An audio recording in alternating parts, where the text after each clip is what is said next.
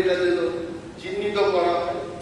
এবং ব্যাসনের দিকে এখানে 4 জনের ব্যবস্থা হয়েছে, কিন্তু তাদের পা রাখার যে বিষয়টা কম্পার্টমেন্ট, এই বিষয়টি আমি বলেছি। কিন্তু আজকে এখানে এসে দেখলাম যে সমস্ত ব্যবস্থাপনা গ্রহণের কথা ছিল, একই ব্যবস্থাপনায় ওনারা বলছেন এখানে বসার জন্য। এই সম্পর্কে আমাদের আলোচনার দরকার। আমাকে বলা হলো যে একটা কম্পার্টমেন্ট যেটা একটা দলের জন্য রাখা হবে, আর একটা কম্পার্টমেন্টে গিয়ে বসার কোনো সুবিধা নেই। তাহলে এই হাউসের মধ্যে আমি বলবো যেমন কোন দল বলতে পারবে যে নির্বাচনে সে 3টি এমএলএ নিয়ে আসবে বা 5 জন এমএলএ নিয়ে আসবে, এটা কেউ বলতে পারবে না।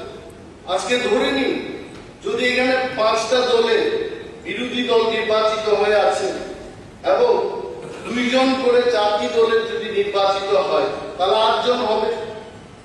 পঞ্চম দলের যদি 12 জন করে নির্বাচিত হয় তাহলে 20 জনের মধ্যে সে 12 জনের বিরোধী দল থাকবে। ঠিক আছে, এখানে আপনার কথাটা আমি বুঝতে পারছি। সিটিং অ্যারেঞ্জমেন্টের প্রবলেম তো, এবং দেখুন এইটা শুনুন এটা হবে, এটা আপনার প্রস্তাবটা ঠিক আছে, পরে যদি বিবেচনা করা হবে বলছি। শুনুন, কিন্তু আমাকে আজকে দায়িত্ব দেওয়া হয়নি।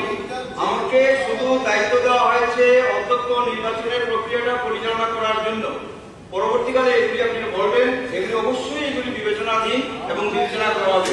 যেহেতু আমাদের কথা এখানে রাখা হয়, সময় খুব কম, আজকে সুতরাং আমরা এই হাউসে থাকবো না। করতে পারছি না, দুঃখিত। কারণ আমাকে যে দায়িত্ব দেওয়া হয়েছে শুধু নির্বাচনের দায়িত্ব দেওয়া হয়েছে, অধ্যক্ষ নির্বাচনের বিষয়টা শুধু আমি দেখব।